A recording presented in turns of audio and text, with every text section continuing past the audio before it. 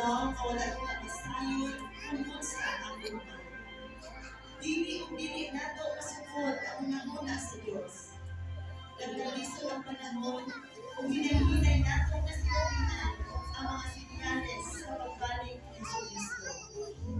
Musugod ka o sarili, ikaw matupang sa humanan sa dili gadugan.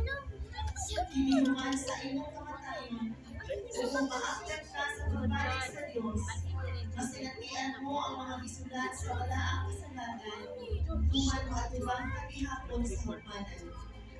Usa pagmata, paganda, o pagbantay. Pagmata sa kamaturan, daghang pili kay impormasyon nga ato palugan dinhi sa kalibutan. Si Satanas mao kamahan sa tanang pagkakon, o siya nagalibog sa katawan. Mga igsoon, walay lain kasulti sa kamaturan, maulamang ang balaang kasulatan. Busa karon, tanawa kung unsa ang kamaturan, kawata o pagmata, gikan sa lalong ng pagkatulog, diha sa mali na pagtuon.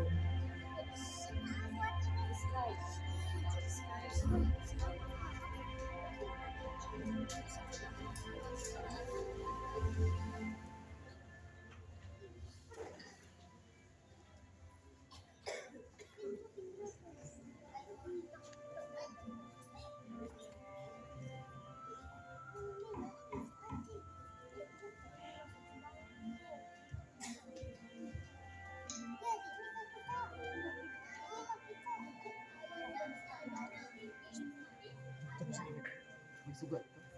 Bisa na pilit sugat. Sa sinugdan diha ang pulo. Ubang pulo uban sa Dios. Ubang pulo Dios. Kini siya diha sa sinugdan uban sa Dios.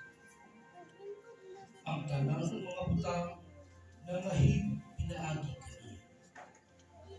Kung niadtong mga nangahigon na, walay bisan usa nga nahimo kung dili pinaagi kaniya.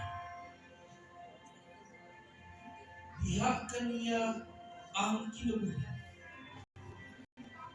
Ang kinabuhi mao ang kahayag sa mga tao.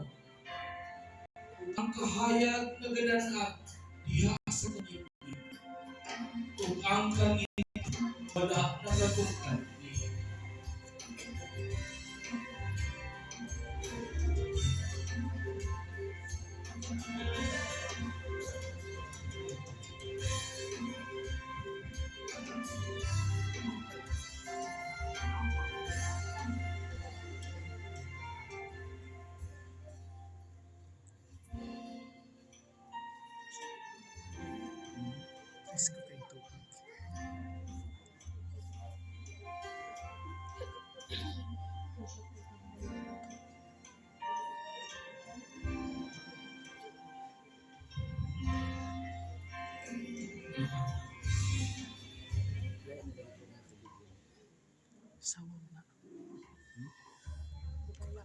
Karon nabitin nga mas malimlakon kaysa sa bisang unsang mananap sa kapatagan nga gihimo sa Ginoo nga Dios.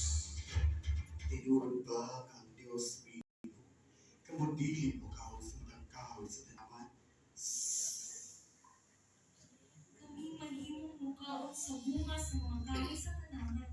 Kapag sa bunga sa kahoy nga naa sa taliwala sa tanaman, ang Dios miingon, kamo dili mukaon niini, di kamo mahikap niini, aron kamo dili mamatay.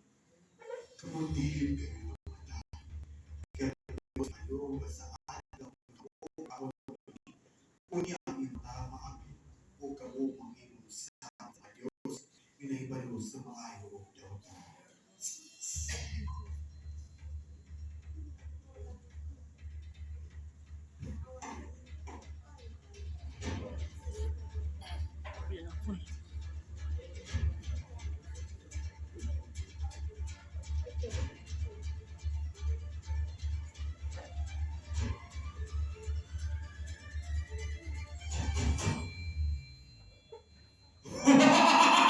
Busa Ang sala gisulod sa tanan. Amin sa usang tao. Ug ang gisulod pinaagi sa sala.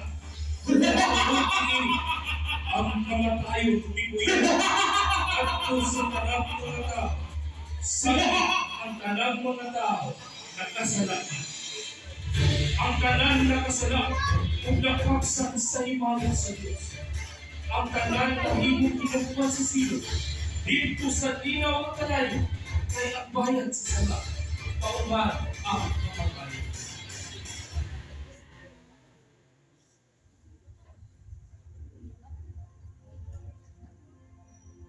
Adunay usa lamang kabaagi aron mapasaylo ang mausala sa tao. Mao ang pagsakripisyo sa usa ka buhay. Pagpula sa usa ka halili nga dugo kaysa pagkatino sa kasubuan. Habit ang tanang mga butang pagkahinuan dugo o gawas sa pagpaaga sa lugo. Walay ang pagpasaylo. Walay laing dugo na makahugas sa atong sala. Maulamang ang dugo sa balaang Diyos.